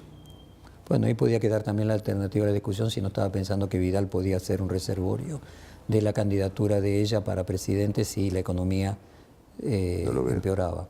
Vos dijiste que sos amigo de Macri hace 30 años y que lo conocés muy bien. Y bueno, ¿cuáles fueron las diferencias que fuiste encontrando con este Macri cuando lo ibas a ver siendo presidente? ¿En qué cambió? ¿Qué es distinto? Algunas ganas más. Y además de la apariencia física. No, creo que la tensión del poder, el estrés del poder, de gobernar, de la complejidad de los problemas, evidentemente forjan una personalidad, pero bueno. Bueno, así como vos decías que a vos por haber estado en una lancha, creo que esa era una frase tuya, 250 kilómetros, con olas de 10 metros o de 2 metros, eso hacía que en los momentos de mucha tensión la adrenalina te permitía estar en paz. ¿Crees que esa característica la tiene Macri también? ¿Lo ves hoy enfrentando problemas? Yo creo que trabaja mucho en su equilibrio emocional, en su interior, se cuida, hace deporte, por lo que sé, porque es muy fuerte, porque nadie que llega ahí llega para ver sufrir a la gente o que la gente la está pasando mal, y él sabe que la gente la está pasando mal. Entonces, evidentemente, esto le debe generar una frustración. Sí, porque él, yo creo, pensaba llegar al 4º año del mandato y después el triunfo del 2017 con una mejor situación para el país. Y decime, la última vez que lo viste, ¿percibiste que esa situación que no se esperaba encontrar le hacía mella en su estado de ánimo, en su vocación de continuar? No, yo creo que es una persona de un gran temple y de una gran voluntad y bueno, es ingeniero. Como ingeniero puede hacer una obra bien, pero tal vez se puede equivocar en el diseño. Yo creo que en este caso, si bien, insisto y coincido y no voy a ser hipócrita, había temas para resolver, el camino era otro, como es otro el camino de cara al futuro. A mí me preocupa cuando él sigue diciendo este es el único camino para la Argentina y vamos a profundizarlo y vamos a ir más rápido aún. Yo estoy convencido que hay que transitar otro camino. Comimos objetivos, comimos acuerdos, estamos de acuerdo que haya un equilibrio fiscal, no vía el ajuste, vía la agenda del desarrollo. Estamos de acuerdo que haya seguridad jurídica en los contratos, porque es el Estado argentino, no es el gobierno de Macri. Estamos de acuerdo que hay que crecer para poder honrar nuestros compromisos. Pues vos podés decir quiero pagar, pero tenés que poder hacerlo. Bueno, este es el tema. Vos mencionaste que era una persona que tenía voluntad y me vino a la cabeza la frase de Maquiavelo respecto de que el príncipe tenía que tener voluntad y fortuna. Voluntad evidentemente tiene, se podría decir que también tiene fortuna al no ponerse de acuerdo Labaña con Alternativa Federal y Alternativa Federal con el kirchnerismo y ir a las elecciones con la oposición dividida. Mirá, yo creo que es un contexto distinto al de 2015 porque me cuesta pensar que el 49% que me acompañó, porque no acompañaría en este momento, pero sí estoy convencido que mucha gente, la que fue por el 51%, ahora no acompañaría a este único camino del gobierno. Y creo que puede tener la tenacidad, la voluntad, ahora que la suerte está pasando mal. Que la suerte no alcanza. No sé si alcanza en este contexto. Ahora, yo estoy pensando el país, más allá de, en definitiva, gane yo, gane quien gane. Vayamos, eso me parece la cuestión de vayamos fondo. Entonces al futuro y al 10 de diciembre. Vos fuiste a la Casa Rosada y aceptaste la invitación por el famoso tema de los 10 puntos, vos planteaste los tuyos. ¿Vos te imaginas que esa intención del gobierno de generar acuerdos y puntos en los que todo el arco político esté de acuerdo es algo profundo que realmente si ganase y fuera reelecto el 10 de diciembre lo mantendría, o una actitud electoral viendo que en este momento la gente le pide eso? Primero, los propios términos de la convocatoria al acuerdo dicen, esto no es un contrato electoral ni de adhesión, está abierto a discusiones. Pues, ¿viste? Muchas veces todo se distorsiona. Y yo no hubiese respondido si eso era una cosa cerrada que había que ir a firmar a libro cerrado. No fue así. Entonces yo respondí respetuosamente a los 10 puntos con mi visión de las cosas. Siento que es una necesidad de encontrar puntos de acuerdo para este gobierno o para el que venga. ¿Vos crees que si ganasen lo mantendrían? ¿El deseo de buscar acuerdos con la oposición? Sí. Pues la gente no va a empujar a eso. El país necesita eso. Por la participación no solamente de los sectores políticos, sino fundamentalmente de los distintos sectores sociales, los empresarios y los trabajadores, juntos, para llegar a un gran acuerdo de salario y precios. ¿Cómo imaginas ese país del 10 de diciembre? ¿Cómo imaginas la economía de ese país ¿Cómo imaginas el humor de ese país? Mira, tenemos una agenda de vencimientos y muy exigente y nada más y nada menos que la mano del Fondo Monetario Internacional, que es muy particular. Es como un banco que le presta a una empresa o a una familia y le dice lo que tiene que comer, cómo tiene que desayunar, cuántas horas de deporte tiene que hacer por día.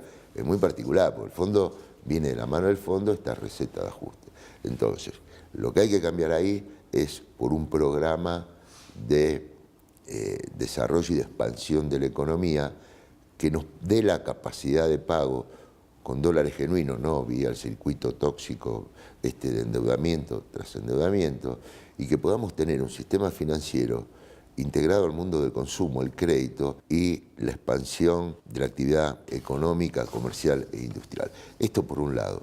Por otro lado, siempre un nuevo gobierno genera renovadas expectativas, ya sea en el caso que continúa que me cuesta creer que la gente pueda seguir creyendo. Le asignás menos posibilidades por este de que este gobierno continúe que de cambie. Pero el que venga también no se la puede creer y pensar que ganó y ganó. No, porque va a exigir una gran generosidad y apertura y de integración con otros sectores de la vida política, económica y social del país para decir, bueno, vamos a volver a poner en marcha y cómo la capacidad industrial instalada. Vamos en cualquier caso, lo que vos ves es que en diciembre va a haber un gobierno que sea quien sea el que gane. Va a ser diferente al actual. Y va a ser más de centro. Sí, va a ser diferente al actual. Fíjate que el actual inclusive hasta tiene sus dificultades con sus propios aliados, que le están reclamando participación. Ni los propios aliados con más participación va a alcanzar, va a necesitar de otros aliados también, políticos, los sectores económicos y sociales, por la complejidad de los temas que tenemos para resolver hacia el futuro. Y el caso de un nuevo gobierno, que es a lo que yo aspiro, también tengo muy claro que hay que hacer una amplia convocatoria y poner el esfuerzo donde en este momento están esa capacidad instalada industrial. Yo te pongo ejemplos concretos. En Canuela cerraron 300 comercios de los 1000 que había. Te puedo dar ejemplos concretos de grandes empresas. Arco, la fábrica de alcohol en San Pedro. Te puedo hablar de Molino Canuela. Te puedo hablar de Cerámica Verbano. Te puedo hablar de la industria automotriz, que tiene 75% de la capacidad desocupada y han suspendido horas extra cuando las fábricas trabajaban a 3 turnos. Y habíamos logrado, por un programa de incentivos a la autoparte en la provincia de Buenos Aires, llegar a un 32% de integración de autopartes nacionales. Hoy se bajó al 20%. Estamos sustituyendo fábricas por productos importados. Entonces, ¿el desafío cuál es? Volver a expandir el mercado interno, el consumo, y fundamentalmente de la mano de la educación, donde vienen las soluciones de fondo, porque el ajuste te va llevando a la menor recaudación impositiva, a recortar las posibilidades del Estado, invertir en educación, en salud pública, en nuestros jubilados, que es un calvario la vida de un jubilado hoy, como es una agonía también para las pymes. O sea, ¿vos no crees que haya que bajar el gasto público? Siempre hay que hacerlo más eficiente. Pero no bajar el gasto público. O sea, vos como una empresa, vos tenés gastos, ¿qué buscás? Expandir los ingresos. Saco nuevas líneas editoriales, busco tener mayor canal. Tu planteo es que el déficit fiscal se corrija por la base del crecimiento. Y no vía el ajuste. Daniel. Absolutamente. Creo en eso. Okay. ¿Cómo logró una vez Argentina llegar a cancelar al Fondo Monetario Internacional, desendeudar al país, que era una oportunidad que desaprovechó el gobierno? Si hay algo que hay que rescatar de la denominada herencia, es el país desendeudado. Hoy volvemos a tener niveles de duplicar la inflación, niveles de endeudamiento que no solamente sea a nivel nacional. Hay que reconocer que la soja $600 y el recorte de la deuda por el default generaron condiciones que no son repetibles, ¿no? Pero ¿qué había que hacer para no depender de la soja? Ahí está la solución. Las escuelas rurales, las escuelas técnicas de capacitación profesional, agregar valor. Bueno, lo que hizo Italia en la época esplendorosa. No alcanzó porque el déficit comercial que nos quedó, evidentemente la Argentina exportaba menos de lo que importaba, así que evidentemente cuando las commodities bajaron, la economía argentina, aún con las escuelas rurales y todas estas cosas que vos mencionás, no era sustentable, ¿no? Bueno, hay que poner alerta a las embajadas, a todas las delegaciones diplomáticas, con una fuerte política agresiva de promoción de esas exportaciones. Y ya que hay algo que es interesante, que es las nuevas relaciones internacionales que tiene Argentina, decirle a los países con toda dignidad: no necesitamos, no presten más, necesitamos que nos compren. Y eliminar las retenciones a las exportaciones de los productos industrializados, porque es una demanda creciente que hay. La gente no aguanta más la superposición de impuestos entre municipales, provinciales y nacionales. Y tenés que ir a un sistema impositivo que le dé competitividad a la economía, que sea progresivo y no regresivo. Eso lo tenemos estudiado también, en el otro camino. Vayamos a lo que vos crees que puede ser lo más probable del escenario del 10 de diciembre, que no sea este gobierno que el que continúa. Y quiero entrar en esta fase final de reportaje. Ni este gobierno va a poder ser el mismo gobierno, ni el que venga va a poder hacerlo por sí solo. Pero Eso es lo que quiero dejar claro. Mencionaste que asignás más posibilidades a que quien no pueda hacerlo por sí solo sea un nuevo gobierno y no la continuidad de este, ¿no? Y sobre ese punto, Jaime Durán Barba escribió este domingo pasado en Perfil que él creía que como Alberto Fernández era una persona que tenía un carácter que no era dócil, y obviamente Cristina Kirchner tampoco lo tenía, es muy probable que existan conflictos institucionales entre ellos, en el caso de no ponerse de acuerdo, que afecten la institucionalidad. ¿Vos crees que es probable que en un eventual gobierno de Alberto Fernández presidente y Cristina Kirchner vicepresidente, los conflictos personales puedan llegar a generar un problema institucional? Yo creo que los conflictos del país son tan grandes que no va a haber margen para ningún tipo de conflictos personales, sea en el espacio político que sea en los Fernández o sea dentro de Cambiemos. Creo que va a haber necesidades superiores y responsabilidades superiores pensando en el país.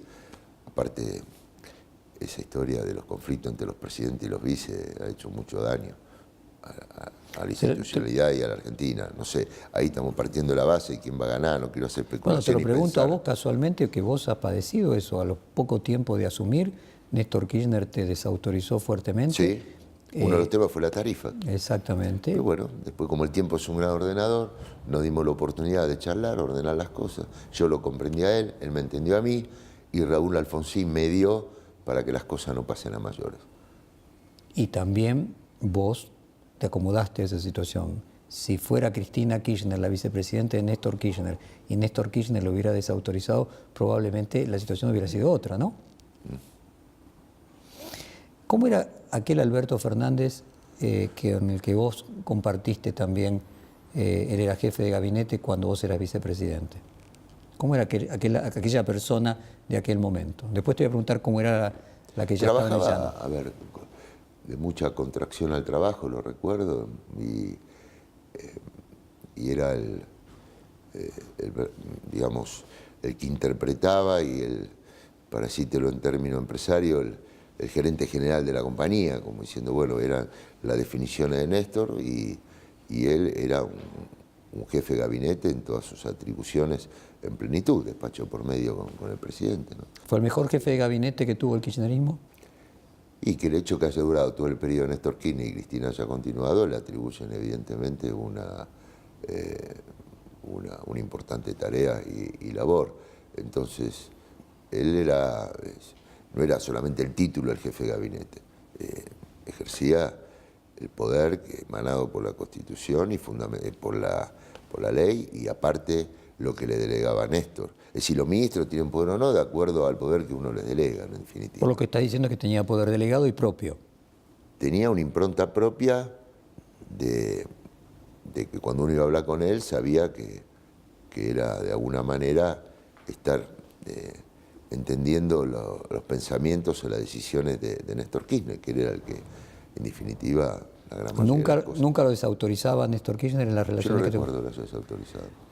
¿Lo viste después? Más, él me vio en aquel momento cuando yo me reencuentro con Néstor, fue en la oficina, había entrado yo a la oficina de Alberto y después me llevó a la oficina de Néstor y ahí tuvimos una charla sola. Entonces siempre con él mantuve un vínculo, no solamente intenso cuando era jefe de gabinete, porque ahí son todos los amigos del campeón. A mí me gusta ser también amigo de cuando la gente queda en el llano y lo frecuento. Ahí iba. Y posteriormente, cuando él ya estaba en el llano, lo vi muchas veces. ¿Cambió en algo?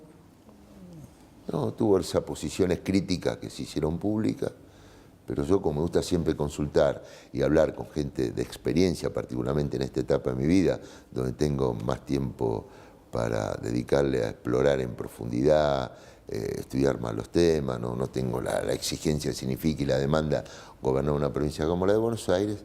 Bueno, una de las personas con la que habitualmente conversaba era con él. ¿Te imaginabas en algún momento que podría ser elegido de Cristina para encabezar una fórmula? Llamó la atención, ¿no? Te llamó la atención. Decime, Daniel... Pero veía así muy cerca a Cristina en los últimos tiempos, ganándose nuevamente su confianza. Se lo definió a Alberto Fernández como neoliberal en economía y socialdemócrata en política. ¿Te queda esa sensación de que esa sería una buena definición de lo que representa ideológicamente Alberto Fernández? Ortodoxo en economía, sí, está claro, y tiene que socialdemócrata en política. Confianza y certidumbre a los mercados. De hecho, está trabajando en eso, ¿no es cierto? Porque consciente y con ver la agenda de vencimiento que tenemos por delante y las dificultades que hay para traer inversiones y que no se vayan más capitales del país. Se han ido 70.000 millones de dólares. Es decir, calculemos que el plan Marshall fueron, creo, 15.000 millones de dólares para recuperar. Esos 15.000 millones de dólares hoy habría que multiplicarlos por 100 por la devaluación. Nunca proporcionalmente llegaría a lo que estamos hablando, lo que se ha fugado de la Argentina. Entonces, por un lado... Pero lo ves así, una persona en economía con ideas clásicas y sí, desde el punto de vista político una persona... Progresista.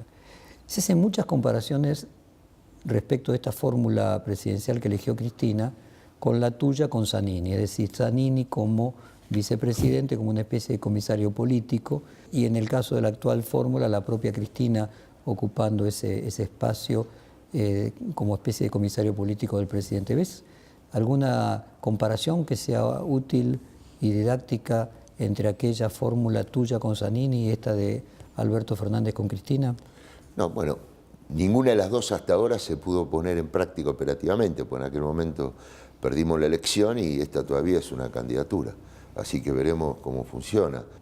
Pero en su digamos, génesis. En el caso que la gente decida que ellos conduzcan el país, acá estamos hablando, en Argentina faltan 20 días, más de 3 semanas para el cierre. Me te lo pongo de otra forma. ¿Te quedaba en algún momento la sospecha de que Zanini estaba siendo colocado como vicepresidente para que Cristina Kirchner tuviese la alternativa, si en algún momento había una discrepancia insalvable con vos, pudieran a través de un juicio político? Yo he dicho todo en ese sentido. ¿Pero en algún momento te quedó a vos esa sospecha? No. Mira, puede ser ingenuidad. Yo ando por la vida con la buena fe, no ando pensando que le vaya mal al otro, a ver si me va bien. No ando tomando decisiones en base a supuestos, y bueno, tengo chances si el país le va mal, es decir, generando a ver los escenarios hipotéticos en los cuales yo tendría chances. No, si yo me hubiese dejado llevar por esa paranoia desde el comienzo de mi carrera política, cuando comencé a dar una interna contra Miguel Ángel Thomas, me decía, no vas a poder competir, te van a ganar. Y después cuando entré al Ministerio de Turismo y Deporte, me decía, no vas a poder hacer nada. Y me puse a laburar como loco y logré tener un buen trabajo que me llevó a... O sea, te decían, Zanini te va a generar problemas y vos lo imaginabas positivamente. Para traducir esto que estás diciendo, que vos siempre tenés pensamiento positivo. Tengo pensamiento positivo y me doy la oportunidad, porque la primera charla que tuve con él, digo, mira, siento que nosotros nos tenemos que conocer, y siempre sentí como una tensión. Decime qué dudas tenés, qué no te gusta. Conocemos bien, y me lo llevé a comer a mi casa y charlamos de la vida, las cosas. Trato de siempre entender al otro, distender y darnos la oportunidad de conocernos, porque si no, si nos tocaba la enorme responsabilidad de conducir el país, no podíamos estar con esa situación de tensión, de desconfianza. Ahora, bueno... Ahora, en el caso de Alberto Fernández y Cristina Kirchner, que son personas que se conocen bien, no era el caso tuyo con Zanini, sí. ¿Crees que puedan darse circunstancias de que si, por lo que fuese, las diferencias fueran insalvables, se genere en la Argentina lo que en Brasil recurrentemente se genera, de que asume el vicepresidente porque le hacen juicio político al presidente? El país no está para eso, la gente no va a dejar que eso ocurra, y primero no vender la piel de zorro ante cazarlo. Es decir, primero cerrará las listas. Este es un escenario de final abierto. No veo certidumbre ni que el gobierno vaya a ganar, ni que Fernández, ni Alternativa Federal, ni quien te habla. Coincido plenamente con eso, entonces déjame que te... Es muy dinámico, los últimos días. Mira, la última semana de elección, yo estaba antes del debate un punto arriba, después del debate que ante la gente Macri lo ganó, él se fue un punto arriba. Y después resulta que yo pierdo el jueves a la noche cuando se habían cerrado, en definitiva ya habíamos entrado en veda electoral, por la última imagen que hubo del cierre de campaña. De ahora Mauricio en la Quebrada Humahuaca, con Juliana, su señora, con Gabriela Michetti, con María Eugenia Vidal, y yo terminé cerrando en La Matanza con Zanini, con Fernando Espinosa, con mis compañeros, y posiblemente no era lo que la gente esperaba en esa última imagen. Y durante los viernes y los sábados, que parece que hay veda electoral, pero la gente sigue pensando y definiendo su voto. Acá todavía faltan 3 meses. Entonces, vos dijiste cuando eras gobernador que, te voy a leer textualmente, algunos de los pibes de la Cámpora le llevaban la cabeza a Cristina Kirchner contra vos. ¿Podría pasar lo mismo con Alberto Fernández? ¿Que le llenen la cabeza a Cristina contra Alberto? Yo creo que tiene suficiente personalidad y experiencia para no dejarse influenciar por eso. Es uno de los grandes desafíos que tiene para transitar en forma competitiva su candidatura, que no penetre en la sociedad una percepción, a ninguno nos puede pasar. Cuando sientan, la gente puede percibir que, bueno, a ver si va a poder gobernar, que creo que me ocurrió a mí también. La gente por ahí tenía dudas, va a poder gobernar, va a tener autonomía, va a tener independencia. Y bueno, y yo sinceramente te lo digo, cada vez que yo estuve al frente de un ejecutivo, nunca tuve ninguna interferencia, ni pedidos de cargos, ni nada, ejercí en plenitud mis facultades constitucionales, como gobernador o como vicepresidente administrando el Senado. Ahora, mi límite era ese, no era que aparte de administrar el Senado me iban a dar a administrar ministerio. Bueno, era ese. Y como gobernador, goberné con mis colaboradores. Y si era presidente, o si soy presidente, voy a trabajar con mi equipo de gobierno. Vos la volviste a ver a Cristina Kirchner durante la campaña del 2017. Sí. Y no sé si últimamente también. En la del 2017 contaste en este mismo reportaje largo en su momento de que viste una mujer distinta. ¿Cómo la ves hoy? La veo, a ver, seguramente evaluando y reflexionando sobre todas las cosas que han ocurrido en la política, en la vida, que es más importante que la política, y seguramente haciendo un análisis profundo, estará confiada que esta decisión que tomó... ¿Y en lo personal? Mira, yo busco humanizar la política y ponerme en el lugar del otro. Cuando uno tiene problemas, en el caso de ella, evidentemente con una hija, un problema de salud, que no tengo ninguna duda que es así, esto genera una ocupación del tiempo de uno en lo emocional, que es un tema central, ¿no? Entonces, ¿cómo le imaginas en el 2020? La vida de esa chica, con su madre lejos, perdió a su padre, muy complejo el tema, así que lo comprendo. A Cristina Kirchner el año próximo, del 2020? Dios dirá. A ver, déjame ponerla de otra manera.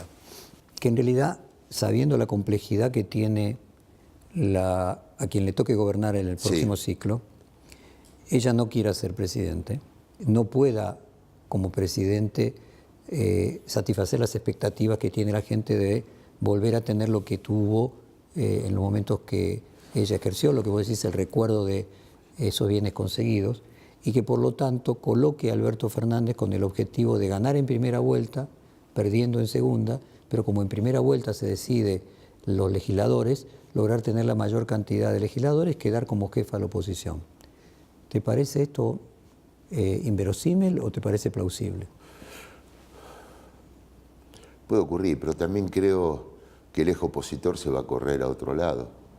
Si no sale airosa, creo que ese gran desafío que tiene también el conjunto del peronismo. La democracia se nutre de la alternativa y creo que la alternativa pasa por otro lado, en el caso que ella pierda.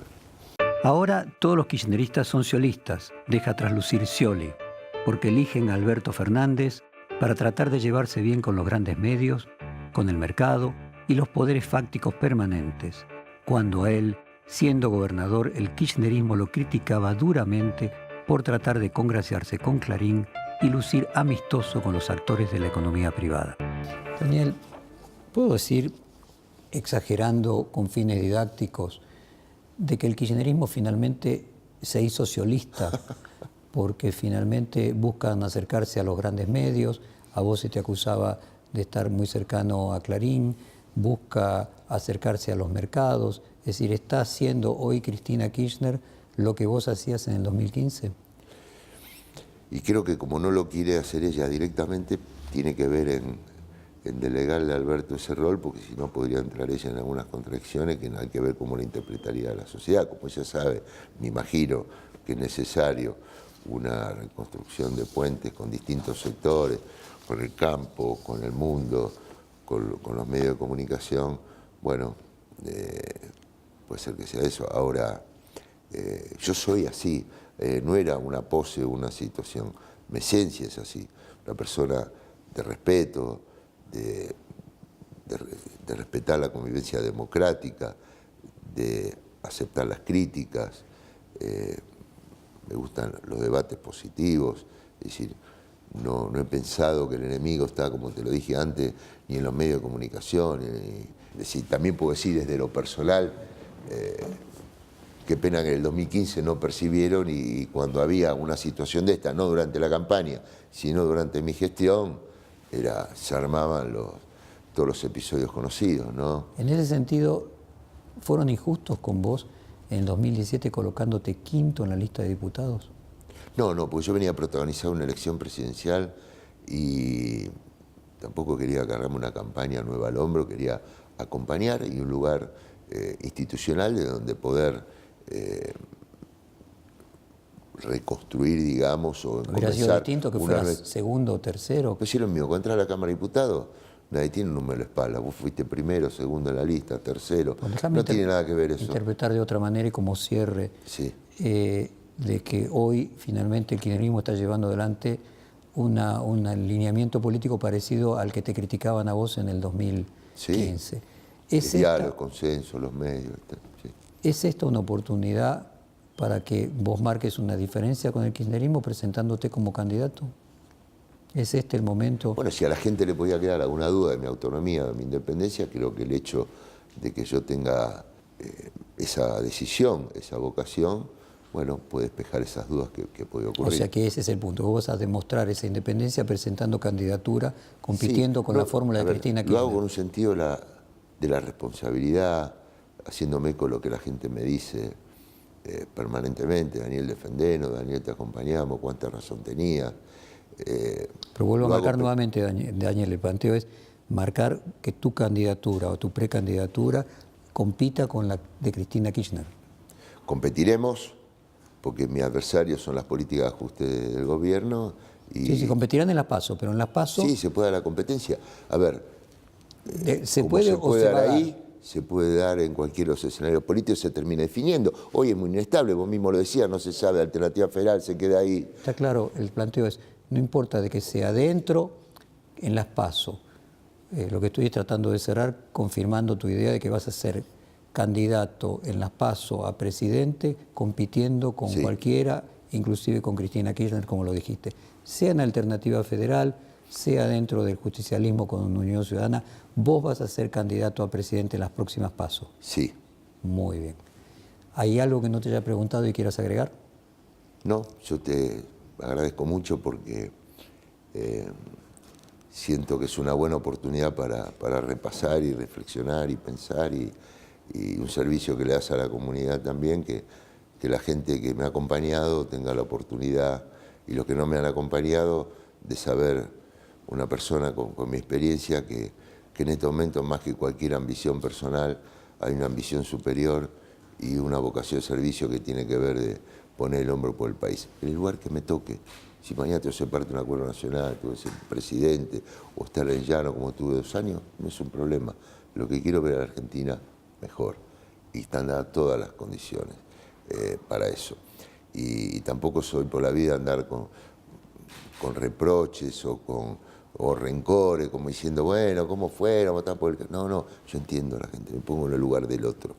Y ahora siento que tengo esta misión y puedo dar esta contribución influyendo positivamente para que se tomen en cuenta mis ideas para lograr revertir esto, que nadie tiene la verdad absoluta, y que se pueda abrir un debate constructivo en Argentina y que esta elección transcurra en términos de una sana convivencia democrática y respetuosa. Tenemos que recuperar una cultura de respeto y debate democrático constructivo. No puede ser el vale todo. Para el vale todo no cuenten conmigo en ningún lado, ¿entendés? Porque si yo tengo que llegar va a ser por la confianza, por un programa, por una propuesta. Lo hice. Y yo creo que en ese sentido, comparando a lo que se viene a venir, la campaña del 2015 fue una campaña limpia de ideas.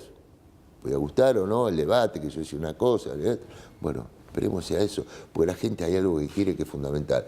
Tranquilidad, por favor, la gente está con temor a perder el trabajo, el empresario no sabe cómo planificar sus empresas, los inversionistas dudan. Esto es lo que está ocurriendo. Entonces, ¿cómo logramos revertir esto? Entonces, bueno. Muchas gracias, Daniel. No, gracias a ustedes.